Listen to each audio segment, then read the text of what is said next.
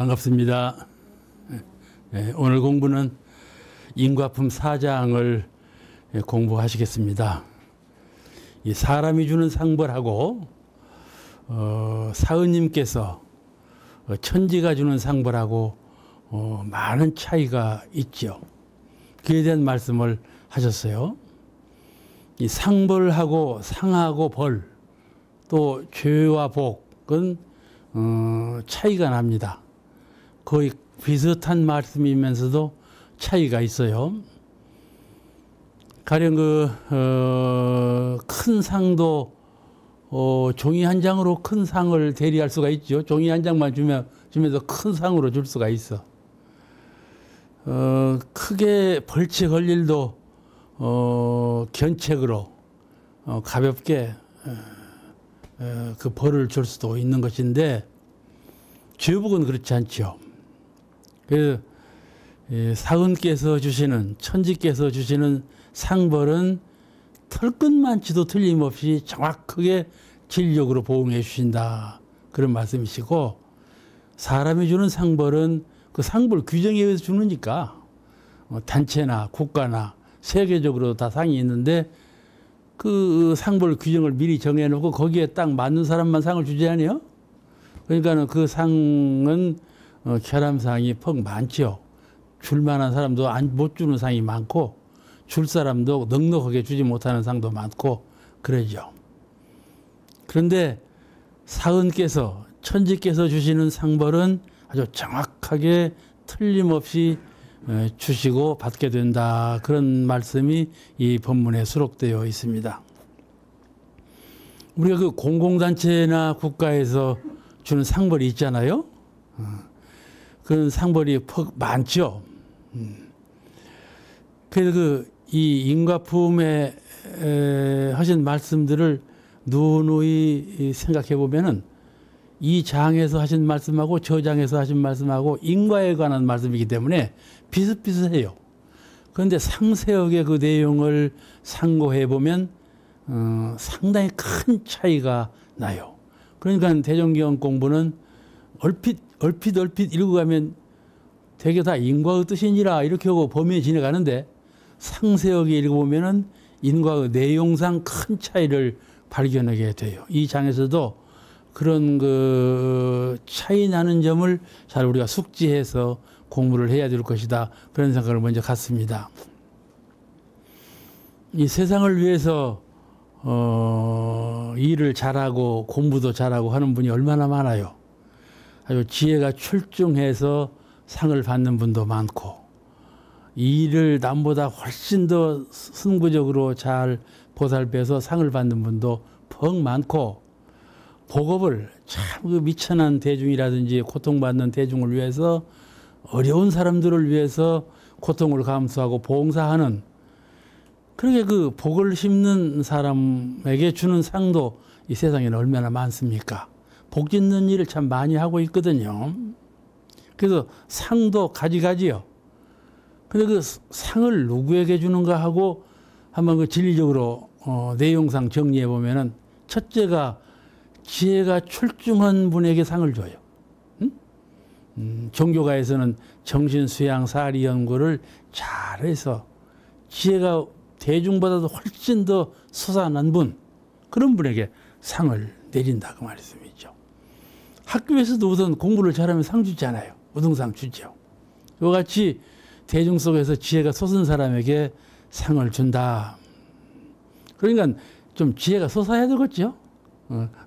이 세상을 살면서 기왕이면 벌을 받지 아니하고 상을 받고 사는 인생이 되려면 지혜를 많이 닦아야 된다. 그래 대종사님께서 지자보니 가정을 지도하더라도 지혜로운 사람이 가정을 지도해야 되고, 한 마을이나 한 국가나 세계 인류를 지도하더라도 가장 지혜로운 사람이 지도력을 발휘해야 그 나라와 세계가 평안하다, 그 말이죠.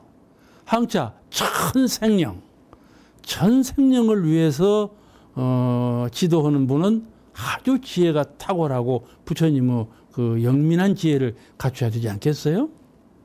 지자보니 지혜로운 사람에게 상을 주어서 자꾸 사람들을 지혜롭게 만들어 어두운 사람을 지혜롭게, 지혜로운 사람을 더 지혜롭게 이렇게 승급시키면서 상을 줌으로써 세상이 밝아지고 지혜로운 사람이 지도자가 되고 그런 지도 밑에 있는 세상은 평화롭게 된다.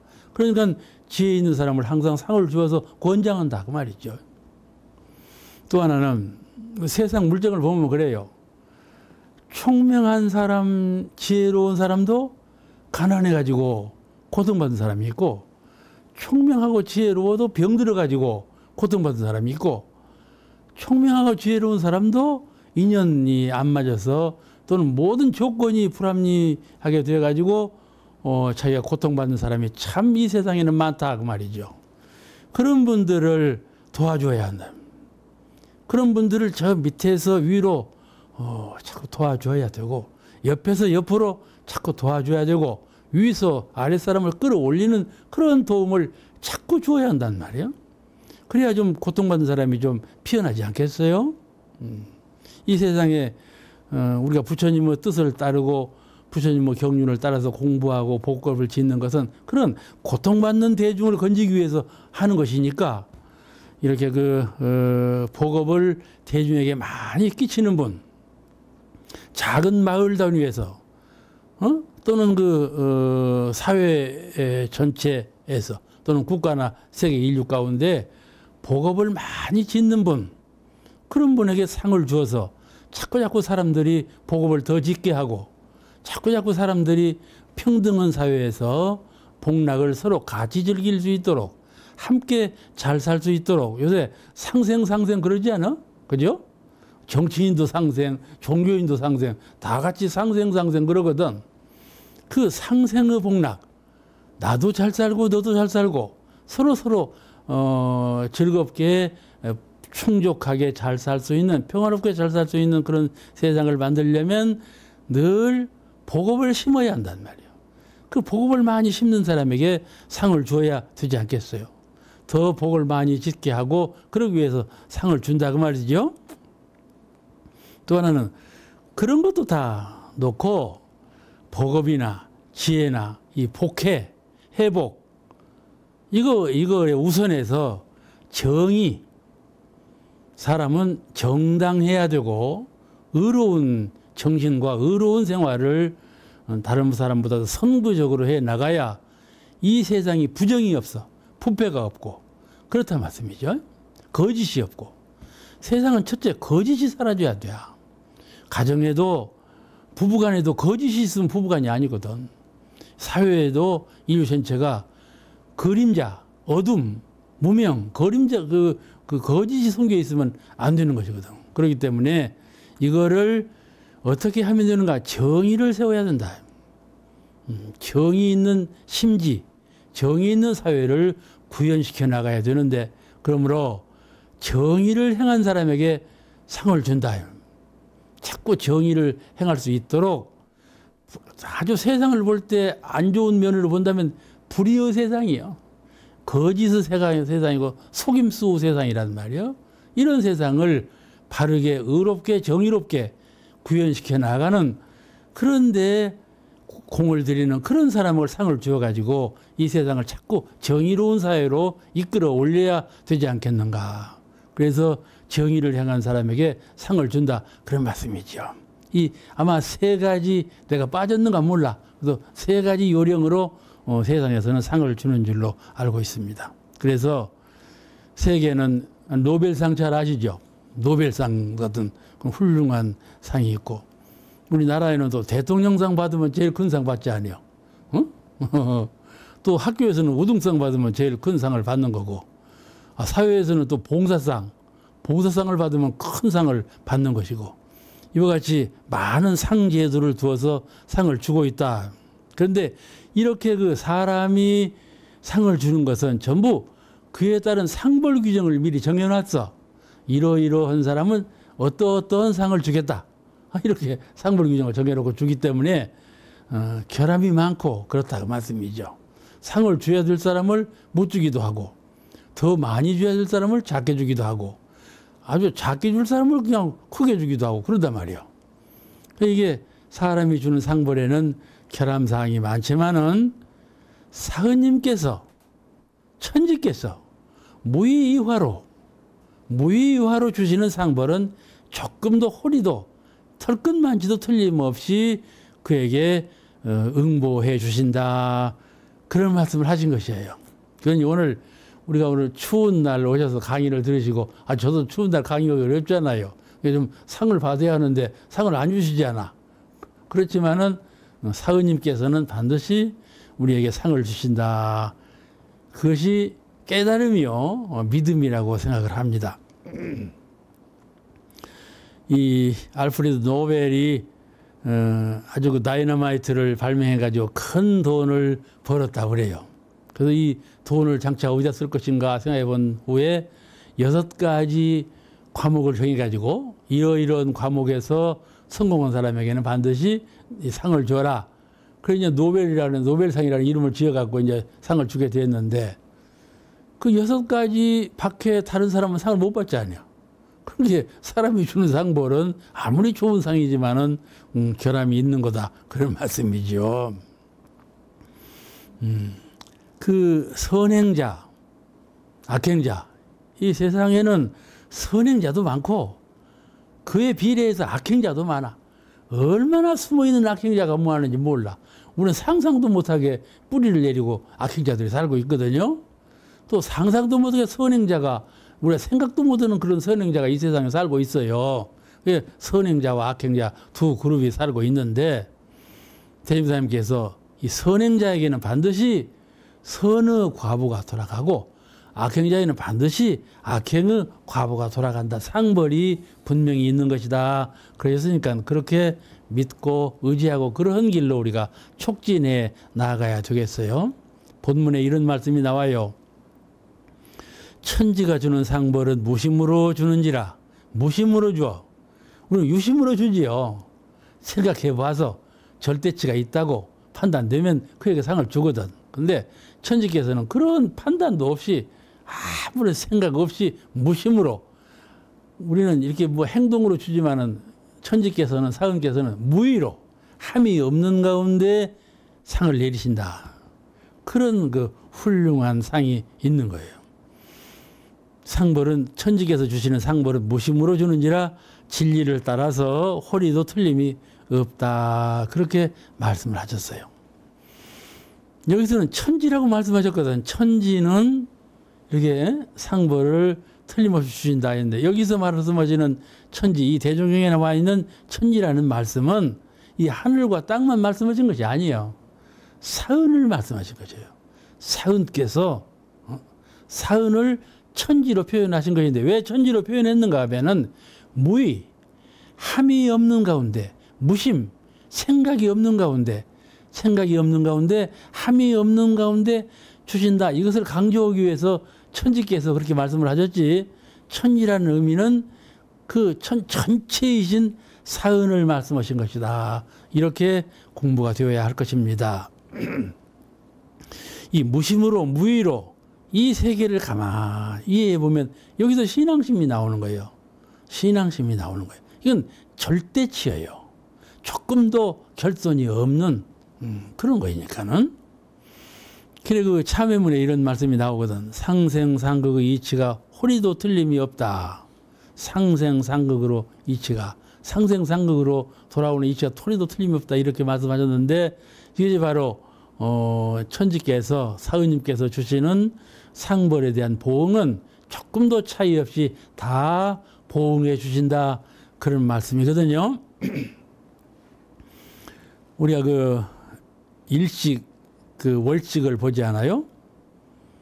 과학자들이 며칠 날, 몇 시부터 몇 시까지 일식이 돌아온다. 발표하지 않아요. 그 오랜만에 돌아오는 일식을 어떻게 이렇게 정확하게 발표하냐는 말이에요.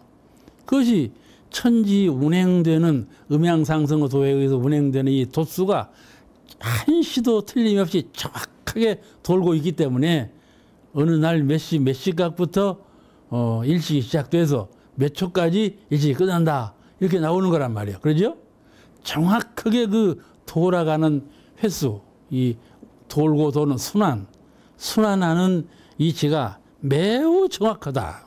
그 조수왕래라든지 또 밝아졌다 어두웠다는 이 낮과 밤이라든지 이런 척도가 전부 정확하게 정해져 있다.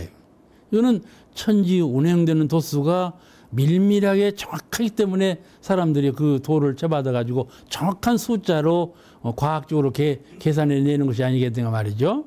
그와 같이 천지께서 하시는 일은 무의로 하시고 무심으로 하시되 아주 빈틈없이 정확하게 하신다.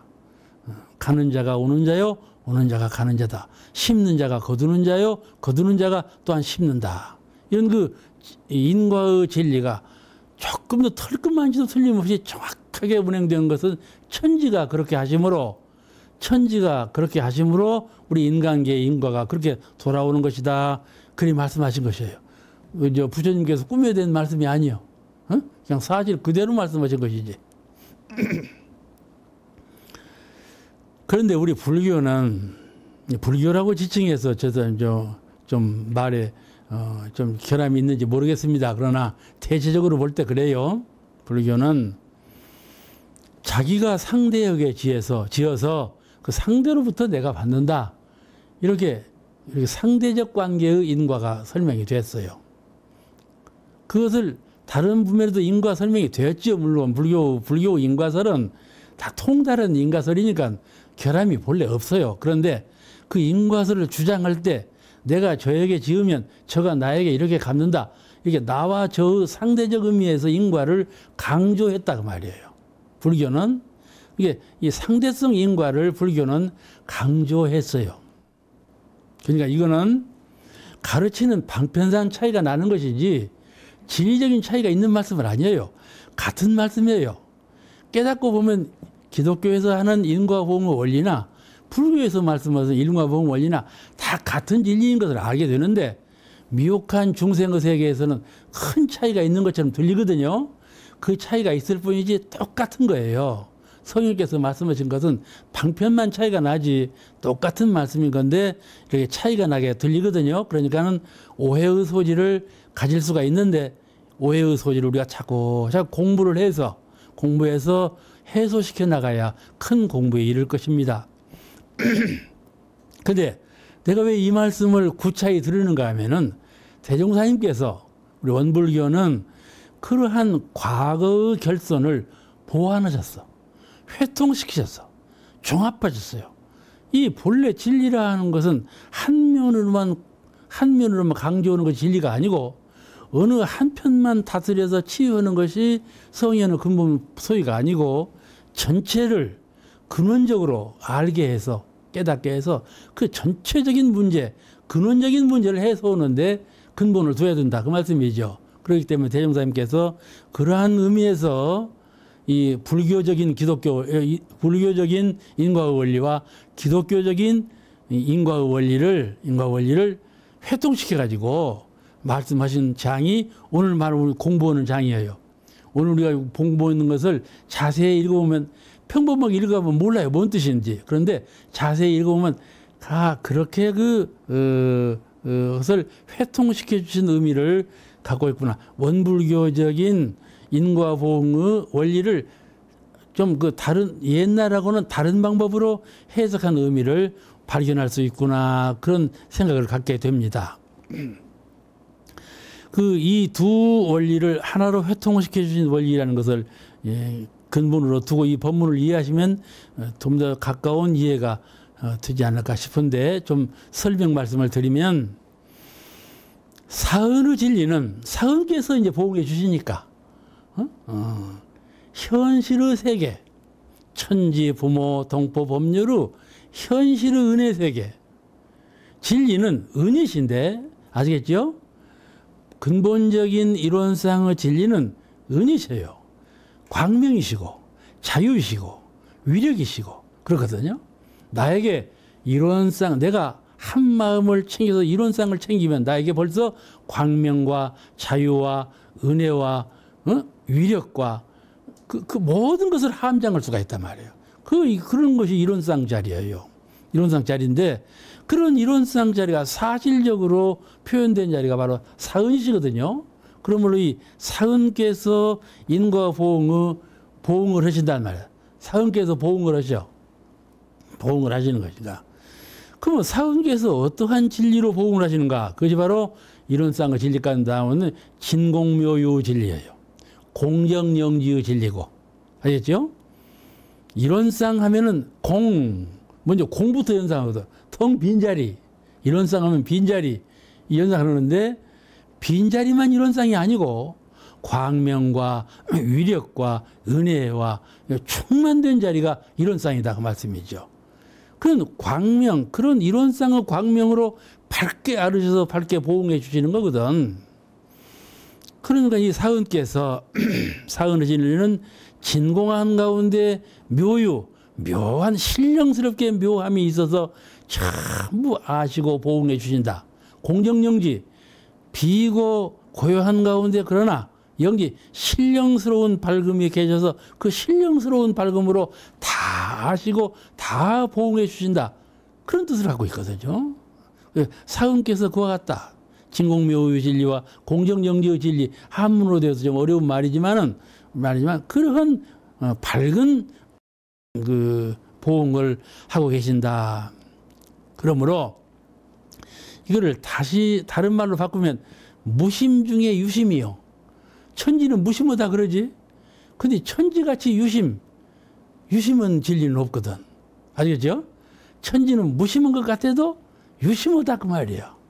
그러니까 진공한 것 같으나 묘유가 들어있는 것처럼, 공적한 것 같으나 광명이 들어있는 것처럼, 진공한 듯 하나 묘유 무심한 듯 하나 유심이 들어있고, 유심한 듯 하나 무심으로 되었다. 그런 원리죠.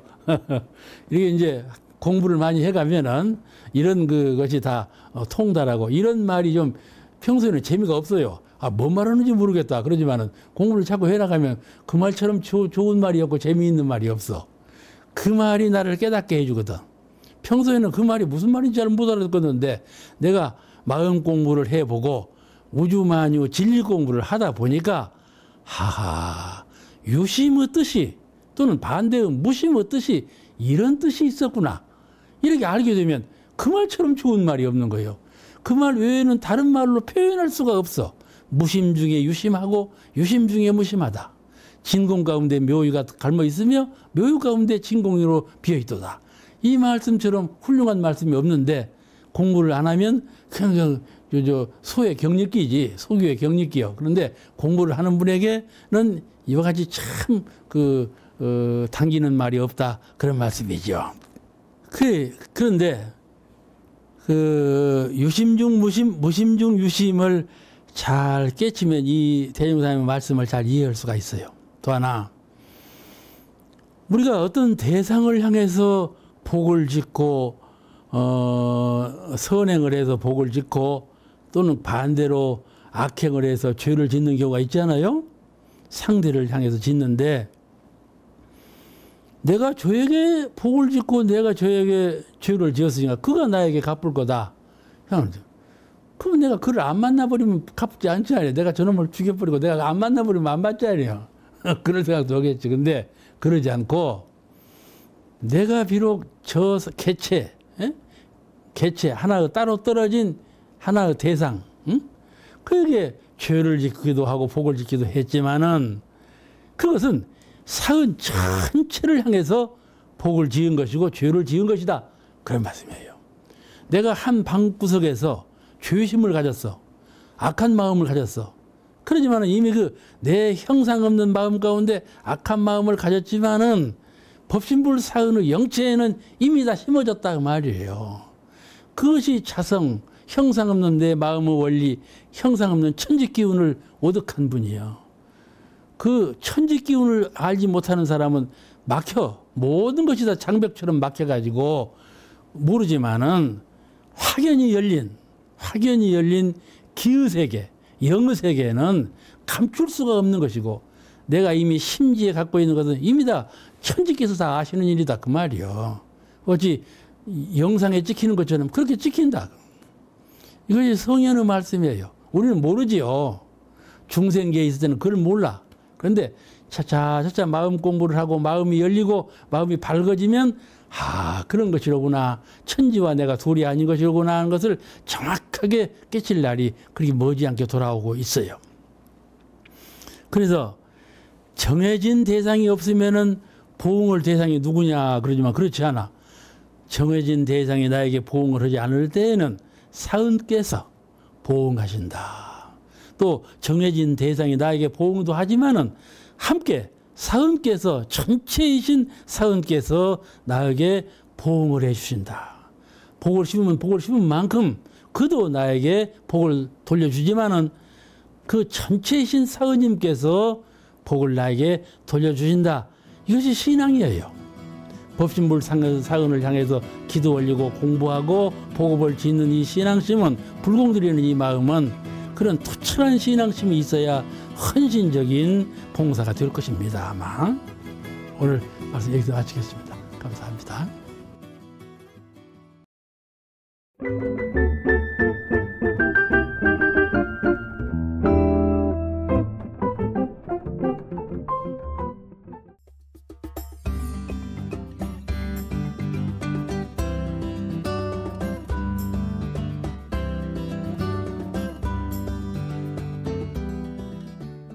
반갑습니다.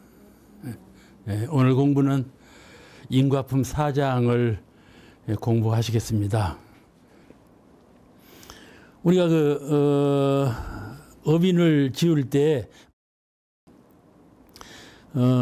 상대방 마음에서 심어지죠. 근데 이미 이 허공법계에는 천인아수라가 그냥 꽉 찼다고 생각해도 돼. 천인아수라, 옛날에 말로 천사, 그죠?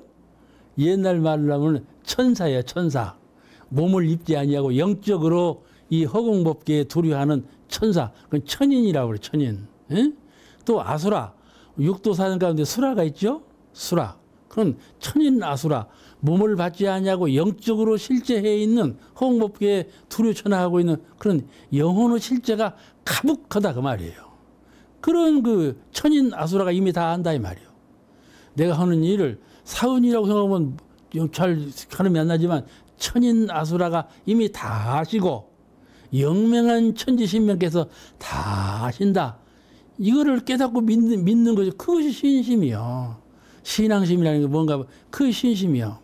그와 같이 법진불 사은께서는 그 지극하신 광명과 그 지극하신 은혜와 위력으로 우리에게 항상 은혜와 위력과 광명을 가피해주고 계신다는 것을 철두철미 알고 있어야 돼.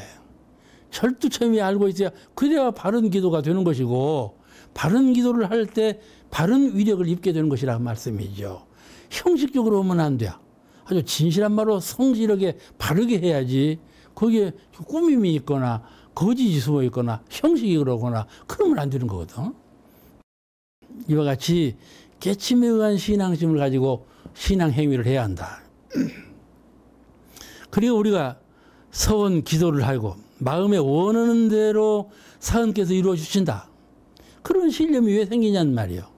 우리가 내 이 작은 몸, 작은 마음이지만은 간절히 기도하고 원을 세워서 사은님께 기도하면 그 기도가 반드시 이루어진다고 하는 신념, 이걸 갖고 있어야 돼. 참회도 그렇죠. 참회도 아주 진참회를 하면 반드시 그 업이 소멸된다. 업이 소멸된다. 이거를 진정으로 잘 깨닫고 믿어야 한다.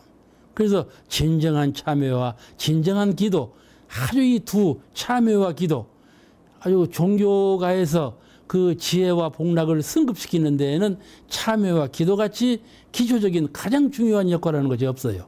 참회와 기도. 이걸로 우리가 승급이 되는 거거든요. 오늘 이 인과품 4장을 읽으시면 참 그 참회하고 기도하라는 것이 이러므로 보람이 있는 것이고 실효가 나타나는 것이로구나 하는 것을 아마 느낄 수 있으실 것이라고 생각을 합니다. 우리가 그 회상 초창 당시에 언답을 막았지요. 언답을 막아. 또 엿장사 하지 않았어. 엿장사 하면서 말이죠. 야, 시골에서 이제 영광에서 다 갑부 생활을 하시던 어른들이 제자가 되셨는데 엿장사 하라니까 어떻게 할 거예요? 체면상 할 수가 없지. 할 수가 없으니까는 그래도 엿장사를 해야 되잖아. 대종사님께서 엿장사 하라는데 그럼 어쩌고 해야지. 그 이제 엿사시를 참아 못하니까는 꼭 동네 꼬마들을 불러다가 여섯시에 너희들 해라. 그 여선 당신이 팔았다고 얘기가 있지 않아요? 그런 그 엿장사 하시고 그 추운 날 방언 역사를 하는 것을 누가 상을 주었까디? 상을 안 줬잖아요. 그러면 상을 못 받냐는 말이에요. 못 받는 거. 상을 못 받는 건 아니고 아주 사은님께서 주시는 아주 거룩한 상을 받게 된다. 어떻게 받게 돼? 우리 실질적으로 교단의 큰 스승이요 선배시요 그러지 않아요? 교당 초창기에 우리 원불교 역사와 똑같은 그런 역사를 가지신 분으로 구인 선지배를 추모하지 않아요. 그런 그 보답을 받지 않아요. 그러므로 우리가 복을 지을 때나 이런 할 때 상을 내서 하지 마라. 천지같이 무심으로 해. 상을 내서 하지 마라. 천지는 하늘, 땅, 사람, 초목 모든 것을 다 동원해서 상 없는 마음으로 무심으로 모든 일체 중생에게 은혜를 주시는데 아무 무심으로 하시거든. 그와 같이 우리가 천지를 채받은 대인 큰 사람이라 하는 것은 천지처럼 상의 관념을 갖지 아니하고 지혜를 닫고 복업을 지는 이런 공부길에 나서야 하겠다 그 말씀이죠. 그런 내용을 이 장에서 가르치고 있다 그렇게 믿어집니다. 본문에 또 이런 말씀이 나와요. 천지는 그 진리가 능소능대하고, 이 말씀 잘 이해하시는가 모르겠어. 천지는 그 진리가 능소능대하고, 능이 크고 능이 작다 그런 말씀이 나와요. 시방에 두루 있나니 그만 이 무슨 뜻인가 하는 것을 한 번 더 연마해 볼 필요가 있어요. 신령한 진리는 이 사은님의 가장 신성하고 영민하신 그 진리, 최유령하신 그 진리는 미진 속에도 있고, 사은님의 진리는 이 티끌 속에도 다 들었단 말이에요. 사은님의 영성이 티끌 속에도 다 들어요. 다시 말씀하면 불성이라는 말씀 다 아시잖아요. 법신불 사은님의 불성이 티끌 속에도 다 들었단 말이에요. 그러니까 우리가 아주 구체적인 의미로 본다면 먼지도 법신불이다 그런 말이에요. 사실 법신불은 가장 근원적이시요 전체적인 분을 법신불이라 하지만은 그 법신불을 다른 의미로 해석한다면 미진 속에도 법신불이 계셔서 미진이 바로 법신불이다 이렇게 말할 수도 있다 그런 거예요. 그러죠? 그런 그 불교적인 이런 것은 불교가 아니면 할 수 없는 얘기예요. 그런 능이 작아지실 수가 있다. 능이 작은 곳에도 사은님이 계신다 그런 말이요. 사은님은 호대해서 가가 없이 크시지만은 그런 분이 사은님이신데 미진 속에도 능이 들어가 계신다 그 말이요. 또 사은님은 아무리 호대한 이 천지만유이지만은 그 천지만유를 다 함장한 그렇게 크다고 말할 수 없는 크심을 갖고 계신다. 그래서 능소능대하다. 그러니 가령 아무리 작은 사람이 아무리 귀영택이 저 모퉁 위에서 선을 행하고 악을 행한다 할지라도 사은님은 능히 통달한 지견으로 아신다 그 말씀이에요. 그죠? 사은님은 그렇게 크신데 이렇게 작은 것이 이렇게 숨은 자리에서 하는 것을 어떻게 아시리? 그러지만은 그러지 아니하고 능소능대하신지라 다 아신다. 가장 쉽게 말하자면 내가 내 생각을 했는데 내가 모르겠어요, 알겠어요? 그거 쉬운 말도 대답은 뭐야? 내가 내 생각을 했는데 내가 알아 몰라. 내가 안다고는 그분이 사은님이세요. 그러지 않습니까? 그분이 사은님이죠. 나는 달마대사께서 나 모른다고 했어. 나는 누구냐고 물었을 때 나도 나 모른다. 그렇게 말씀하신 그 법신불 그 나는 알지 않냐 그 말이에요. 내가 생각했으니까 내가 알지. 그는 바로 법신불께서 가지고 계시는 것이다 그 말이고, 나의 법신불은 천지 우주만유 법신불과 하나이시다 그 말씀이요. 그러니까 나와 너 관계 속에서 상을 주고 벌을 받는 것, 이것만 되는 것이 아니고, 그것은 동시적으로 법신불 사위님과 내가 너와 함께 보응해 되시는 것이다, 그런 말씀이 이 법문에 수록되어 있었으니까 능소능대하자는 말씀은 바로 그런 뜻이에요. 그 대산종사님께서 열의를 설명하실 때 만지만능이라고 하셨거든. 모든 지혜와 모든 능력을 다 갖추고 계시는 어른이 열의이시다. 그와 같이 사은께서나 열애께서나 같으시거든. 만지만능, 다 하시고 다 능히 보응할 수 있는 능력을 함축하고 계신다. 그걸 잘 이해하고 받들어야 돼요. 기독교에서는 전지전능이라고 그러죠. 전지전능이라고 그렇게 말을 하고 있어요. 다 똑같은 뜻이에요.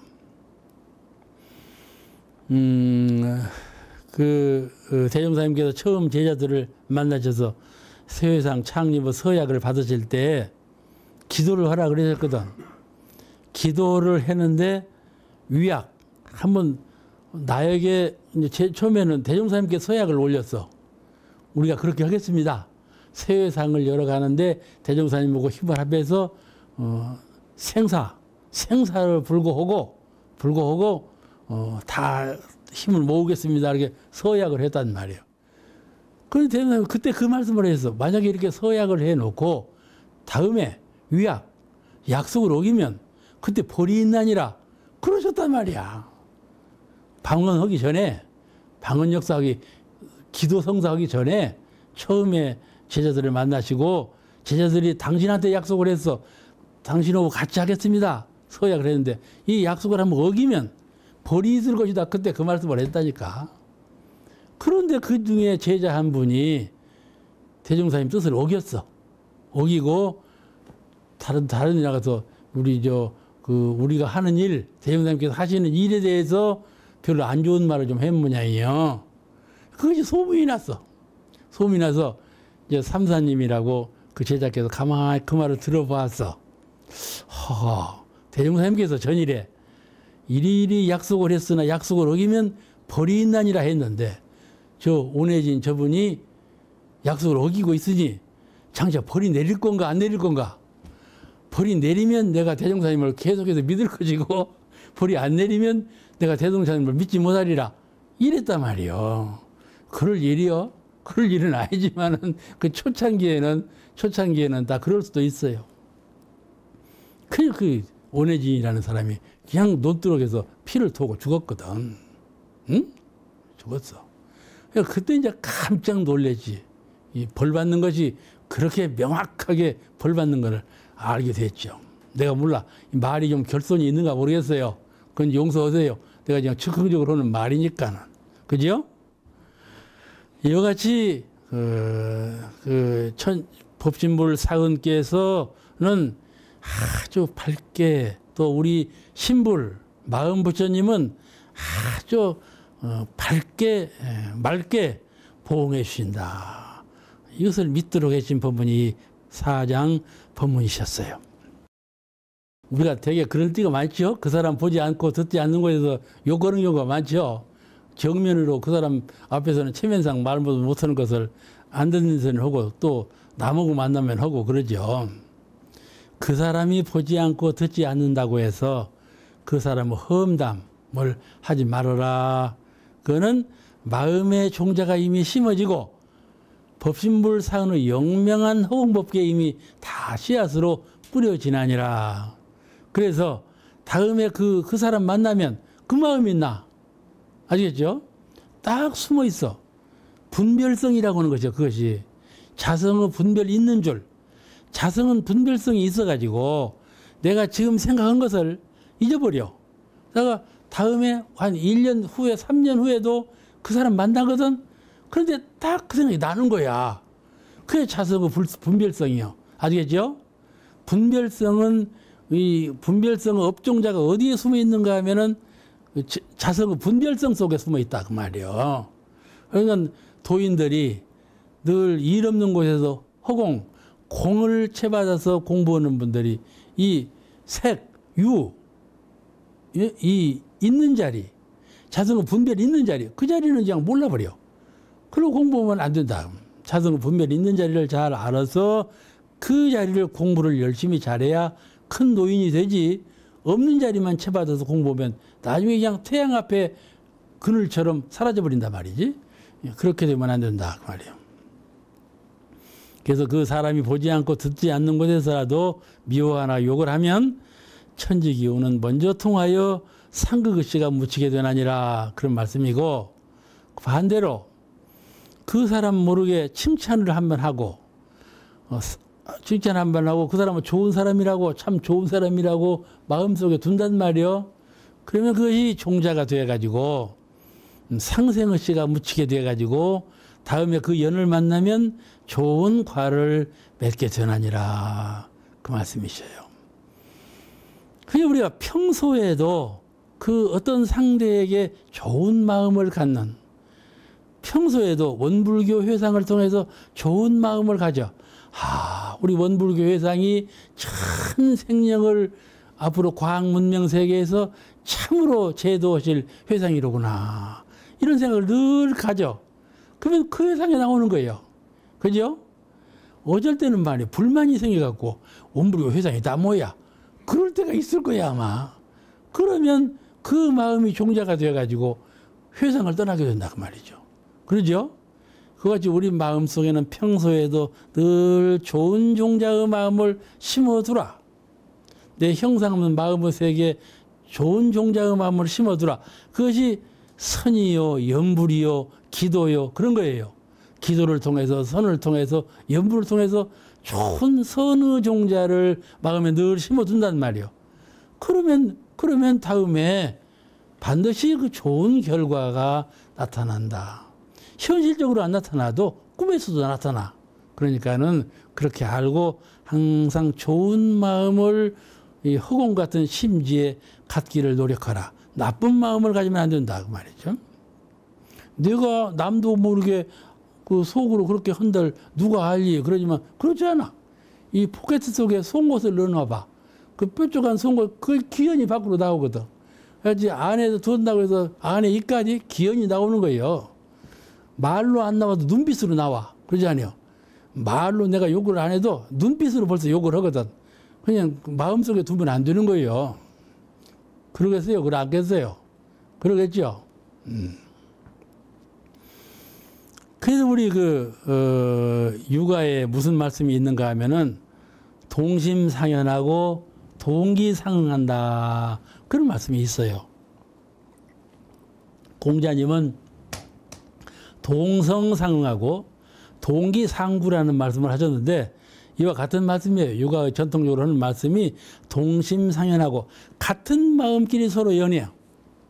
동기상, 같은 기운끼리 서로 응하고 그런다는 뜻이에요.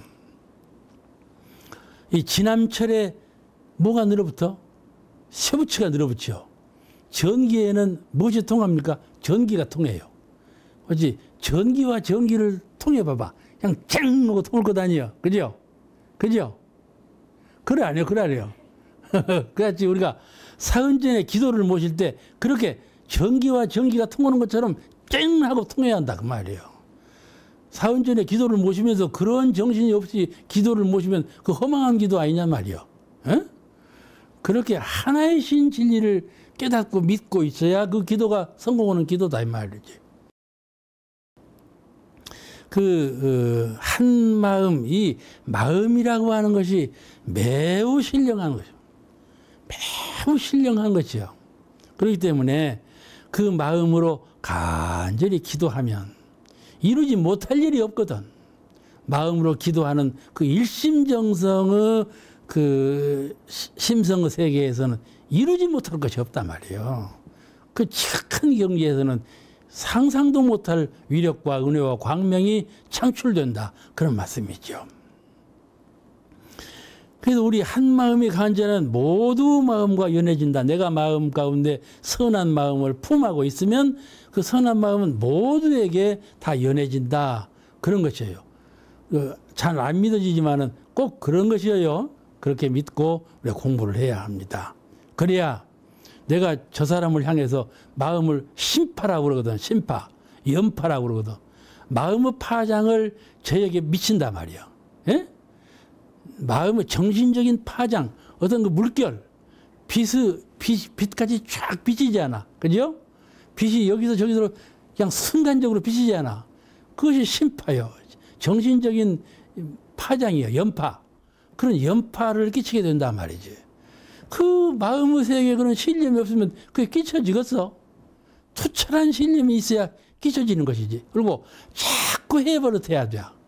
자꾸 연파를 보내고 심파를 보내서 그 심파가 이루어진다는 것을 확증을 얻으면 그는 아주 그 기운이 하나인 것을 통달한 지견을 갖게 되는 것이지요.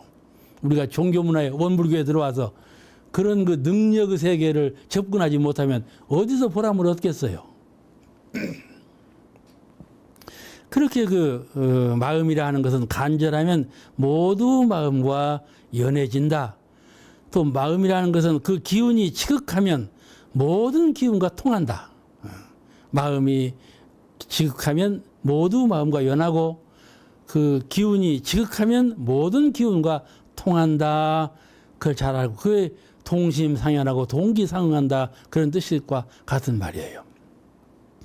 우리 민간요법으로 연파요법이 있어요. 연파요법이 있어. 침 놓는 사람들은 그런 것을 배우거든. 침 놓으면서도 그냥 침만 놓으면 안 된다는 거예요. 이 침을 놓을 때 내가 연파를 보내야 한다 그거야. 그것이 침구학자들 하는 얘기야. 그냥 침 놓는 것하고 마음으로 간절히 기운을 보내면서 침 놓는 거랑 다르다 그거예요. 그와 같이 침 안 놓고 손 안 대고도 연파만 보내도 병이 낫는다 그 말이거든. 다 낫는 건 아니에요. 다 낫는 건 아니니까. 그리고 또 대민사님께서는 그거 하지 말라 해도 그거 해갖고 그냥 먹고 사는 사람이 생기고 그거 해갖고 거짓말로 해갖고 그러는 사람이 그냥 판을 치니까 그런 거 하면 안 되는 거예요. 도가에서는 신통이 그런 일을 해요. 도가에서는 신통이 도를 망쳐버려. 알겠죠? 또 의료 행위에서는 연포로 나설 수는 있어 가능한 거죠. 그런데 그걸 못하게 하는 것은 그걸로 인류 사회에 큰 병해가 돌아와. 그렇기 때문에 그걸 금기하는 거란 말이에요.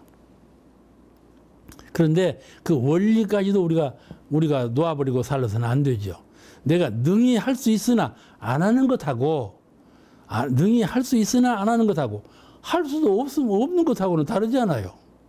그와 같이 이 도가의문에 들어와서는 여러 방면으로 능력을 함축하는 것은 갖고 있어야 돼.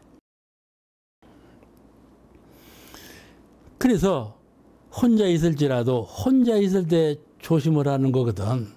혼자 있을 때 잘하는 사람이 성불을 하는 거야.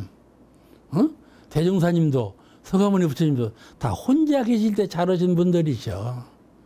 여러 사람이 나와서 이렇게 제도 사업하는 것은 그건 다음 일이고 혼자 있을 때 다 성불하셨어. 그럼 우리도 혼자 있을 때 잘해야 돼. 그럼 사람들은 그렇거든. 여러 사람 모실 때는 잘해요. 그리고 혼자 있을 때는 피로먹게 하거든. 그러지 않아요? 그러네요. 혼자 있을 때 그냥 함부로 방심 먹고 사는 사람은 그 성불 못하는 사람이요. 혼자 있을 때 잘하는 사람, 그 사람이 성불하는 사람이요. 대종사님께서 그렇게 하셨다니까. 서가모니 부처님께서 그렇게 하셨고 혼자 있을 때 잘해야 한다 말이에요. 혼자 있을지라도 상대방을 향하여 악한 마음을 갖지 말라 그런 말이고 주의해야 되겠죠. 그냥 저 구팅에 가서 상대방 욕하는 사람 많지 않아요. 우리도 그러고 우리도 가끔 그런다니까. 큰일이지. 그런 거 하나 못 고치면 큰일이지. 도문에 들어와 가지고 그것이 종자가 되어 가지고 숨어 있다가 그 종자가 숨어 있어. 그러다가 그 연을 만나면 반드시 꽃을 피우고 과를 맺으리라 그런 말씀이거든. 숨어 있지 않아요. 숨겨두었지만 숨겨져 있지 않아. 반드시 연을 만나면 꽃을 피고 결과를 맺어. 그러니 얼마나 조심해야 돼. 참 진참에 마음을 참해서 그 뿌리를 뽑아버려야지. 그 뿌리를 놔두면 안 된다 그 말이죠. 그래서 참회문에 일시적으로 보면 이참을 하라고 그래. 마음의 참회를 하라. 심성 가운데 박혀져 있는 그 뿌리를 녹여버리라. 그 말이거든. 그것이 바로 이 이치하고 같은 맥락의 말씀이에요. 그래서 시시로 자기가 자기의 마음을 살펴서 마음 가운데 참여를 해야 되고, 시시로 자기가 자기 마음을 알아서 마음 가운데 공덕을 심어야 돼요.